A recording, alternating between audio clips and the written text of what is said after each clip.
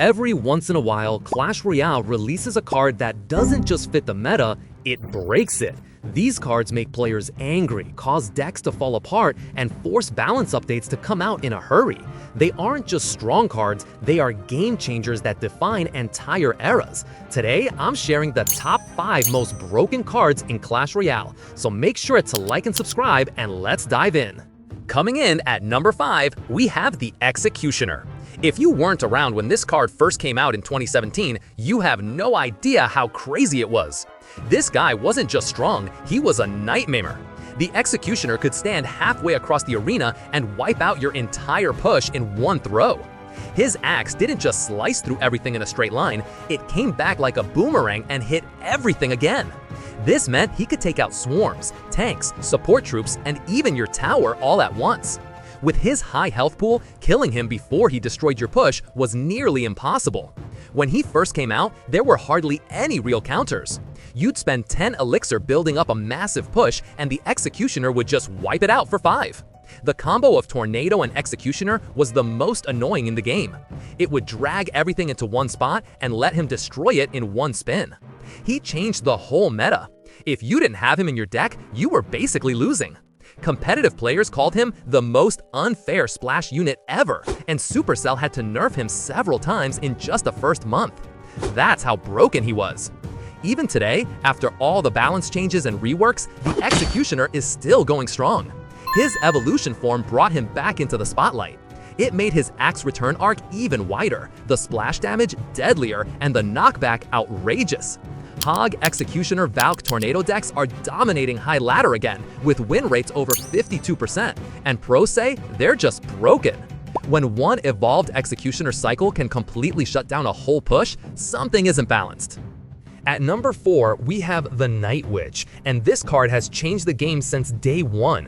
When she first appeared in 2017, the Night Witch was incredible. She spawned bats at an amazing rate, 2 every 5 seconds, and when she died, she created 3 more bats. Her damage per second was so high that she could take down tanks on her own, all for just 4 elixir.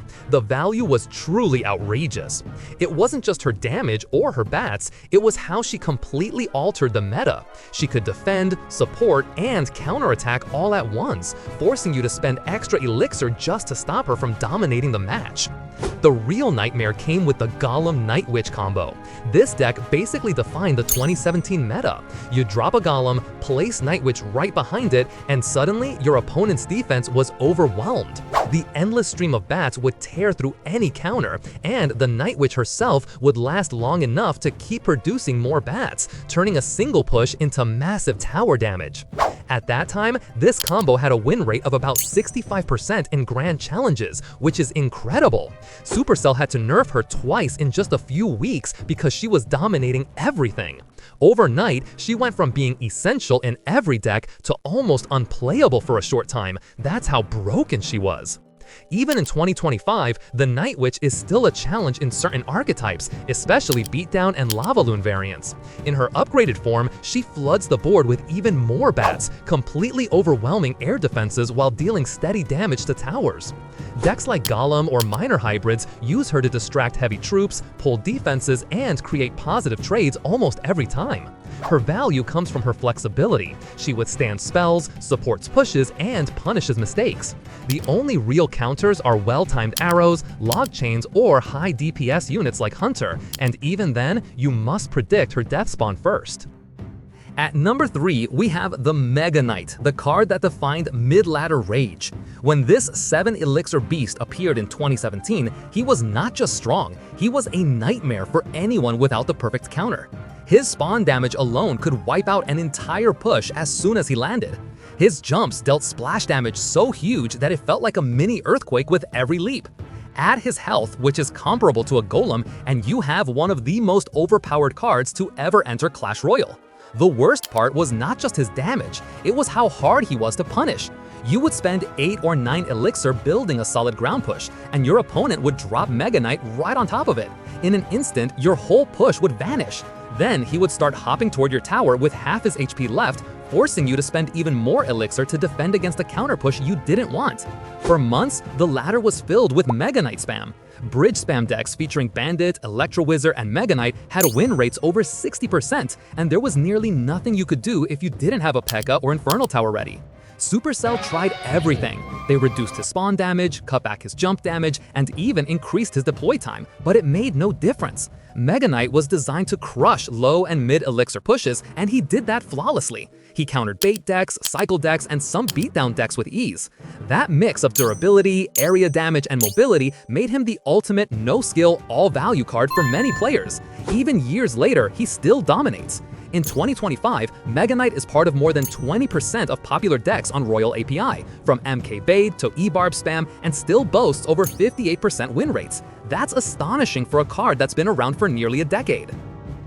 At number 2, we've got the Electro Giant, one of the most hated cards ever added to Clash Royale. When he released, he completely broke the game's logic. Instead of defending, you got punished for trying. His reflect damage fried everything that hit him. Troops, buildings, even Inferno Tower would literally burn itself down. And when paired with Tornado, it was unstoppable. You'd pull everything into his range and it would all get zapped instantly. With massive hit points, he tanked entire pushes while deleting your defense. There was no good counter. Swarms died, single target troops melted, and buildings couldn't survive long enough. Ladder became a nightmare full of E-Giant Mirror and Cycle decks. Even after a huge 40% nerf, he stayed top tier for months. And now, in 2025, he's back stronger than ever after a reflect damage buff, still frying defenses with Tornado and reminding everyone why he's one of the most toxic, skill-removing cards in Clash Royale history. And finally, taking the number 1 spot as the most broken card in Clash Royale history is the Golden Knight. When this champion first appeared, he didn't just change the game, he broke it completely. His dash ability had no cooldown, allowing him to dash endlessly across the entire arena, clearing full pushes, support troops, and even targeting your Princess Tower for free, unstoppable damage. All of that for just 4 elixir. Additionally, his dash made him invincible during the animation, so you couldn't hit him while he sliced through your army. He was practically unkillable. Competitive Clash Royale completely fell apart when he was released. Pros were intentionally activating the enemy King Tower and still winning because the Golden Knight could dash through any defense. At one point, he had an 85% use rate in tournaments, not win rates, use rates, meaning nearly every pro deck included him. Supercell had to release an emergency patch mid-season, which almost never happens because he was harming the integrity of competitive play. They nerfed his dash cooldown, reduced his hit points, lowered his damage, and raised his elixir cost from 4 to 5, all at once. That's how broken he was.